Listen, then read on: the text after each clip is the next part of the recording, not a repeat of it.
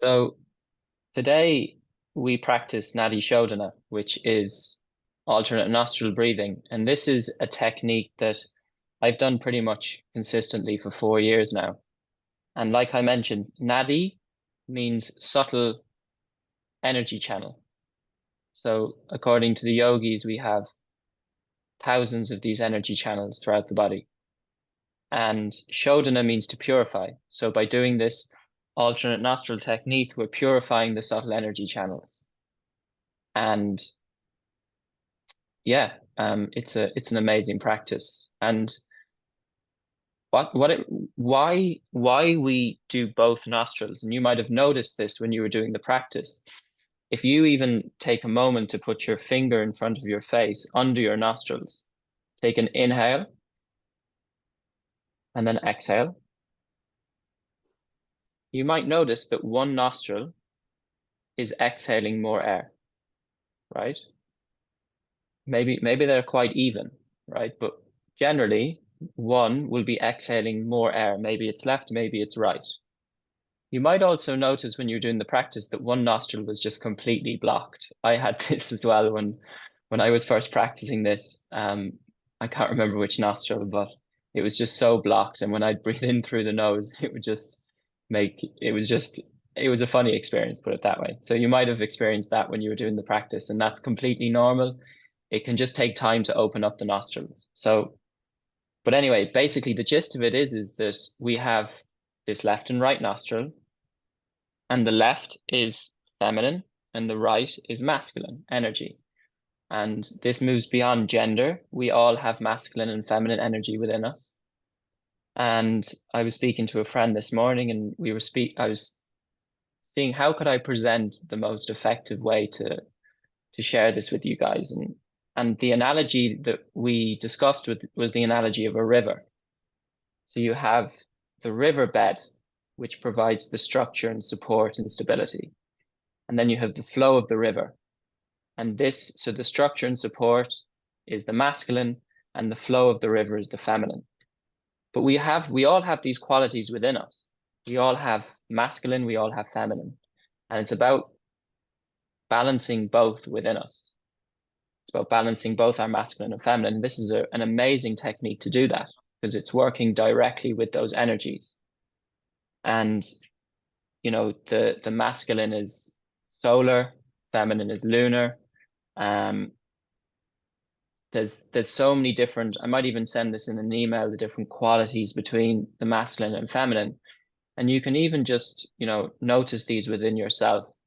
And even just, yeah, when you're doing the practice, just realizing that there's a deeper sense of balance between this masculine and feminine energy occurring. Yeah, it's yang and yin, it's providing and it's giving, receiving. We also discussed the example of when, we create a baby, right? It's the masculine provides the sperm. So it's the provider, and the feminine receives that sperm and then creates life. So it's this again, this it's providing and giving versus receiving. And the providing and the giving is the masculine, and the feminine receives. But again, this goes beyond gender. We all have these qualities within us. And it's about balancing them. It's about, whether you're a man or a woman, being available to receiving and also providing too. We can do it all. So yeah, that just gives you an idea of Nadi Shodhana, the practice.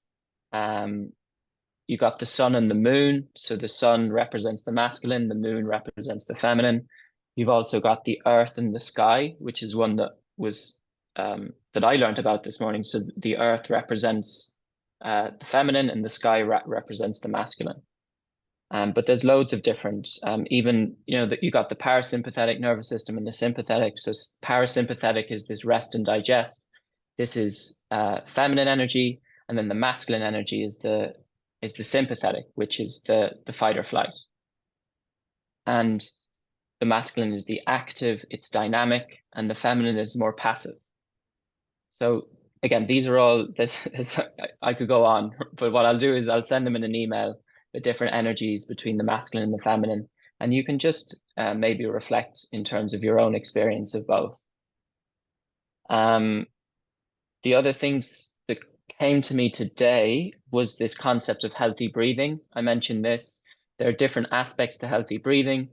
I've introduced a different aspect each day. So we've gone from silent, so allowing the breath to be silent, then allowing the breath to be smooth. So you might notice some sort of like jaggedness or brokenness in the breath. That's okay. But just introducing that intention to allow it to be smooth. And now today we introduced making the inhale and the exhale even in length. And this is an amazing practice. Really, really effective when we balance the length of inhale and exhale, it really calms the mind. And this process of healthy breathing, it's an effortlessness. The more we relax and just allow the breath to do its thing and be guided by innate intelligence, its natural state is to be healthy. So it's yeah, I'll be introducing, there's 5 qualities of healthy breathing, so I'll continue to add these in during the week. And then, like, we're on a Monday, for you guys, a Monday morning, so it's a great opportunity now to set some intentions for your week. You can set both the being and the doing, right? So this again is masculine and feminine, which is quite funny, is the masculine is the doing, the feminine is the being. But set intentions in terms of both. So what qualities do I want to be this week? And it's try not to make it, I will be something. It's an I am something. So maybe it's an I am whole, I am love, I am peace, I am freedom, I am playfulness. And then seeing how you can bring those qualities into the doing. So firstly, who do I want to be?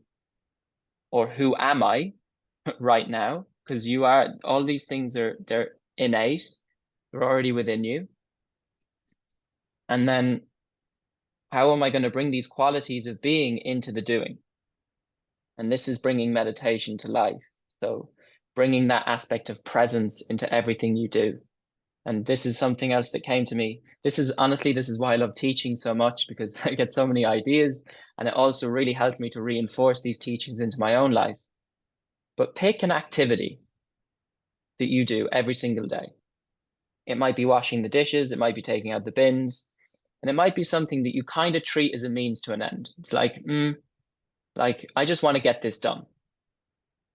And see if you can bring an aspect of presence into that activity. See if you can connect to that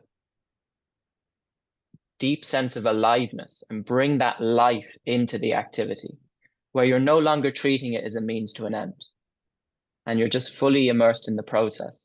So that's a little, again, this is how we're bringing this practice into life. And you can do this in everything you do.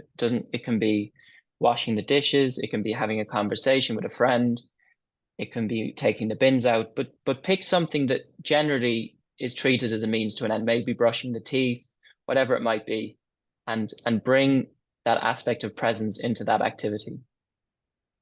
And then lastly, what comes to me is we have this idea often that we have to make up for stuff that we haven't done in the past, especially when it comes to like a Monday. It's like urgency, right? It's like, I got to get all this stuff done.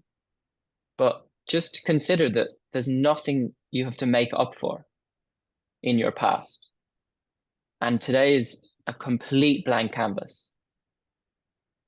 And from that space, what would I love to do today? Thanks, Jacob. I think we all have an aspect of that within us. And that's why, I mean, I can only teach it because I've experienced that as well, So yeah, just remembering there's nothing to make up for. Today is a complete blank canvas, and then what would I love to do from that space? So yeah, that's me for today. Thank you all for joining. I honestly, the commitment is just so amazing. Thank you so much for being here, for sharing your energy with us, for showing up, for giving me the opportunity to teach. Yeah, and please continue and all feedback is welcome. So if you guys want to come off mute now and ask any questions, or even if you want to email me or message me directly on Instagram, please let me know. If you've really enjoyed this practice and you want to share with others, please just this is something that my intention is just to create a community of people who just gather every morning and meditate together. This is my intention. So if you have anyone who you feel could really do with a bit of this in their life, could do with just a bit of community, a bit of friendship, yeah, please do please share. And yeah, like I said, I will open the floor up to any questions now.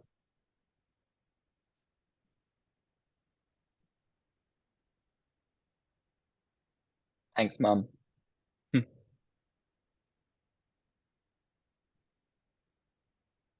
Thanks, Jack. I have some work to do today that was bringing me, it was very much a means to an end. And it's not just the basic washing the cups and stuff, it was actually work at my desk.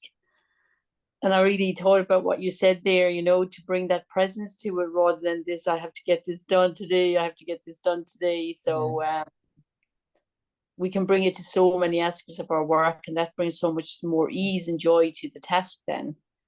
Yeah. So I am going to definitely bring it to my desk today. Yeah.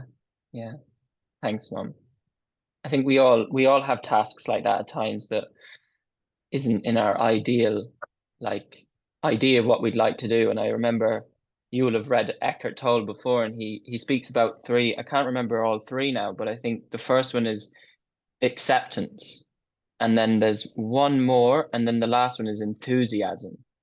So if you can't bring enthusiasm, there's another quality you can bring to the work. And if you can't bring in that quality, you bring acceptance. Because you're doing what you're doing. And in that moment, the choice that we have is to bring that acceptance or to resist.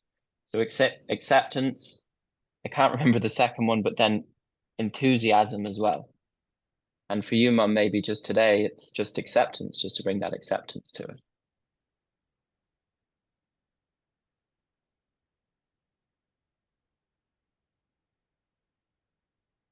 Tilly's calling me now. Where are you? So I'm going to go and have a great week, Jack. Thanks, Mom. Thank you. Enjoy your walk.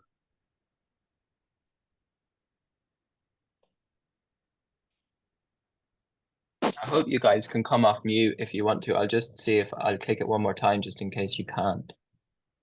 But you're welcome to share any questions or reflections or yeah.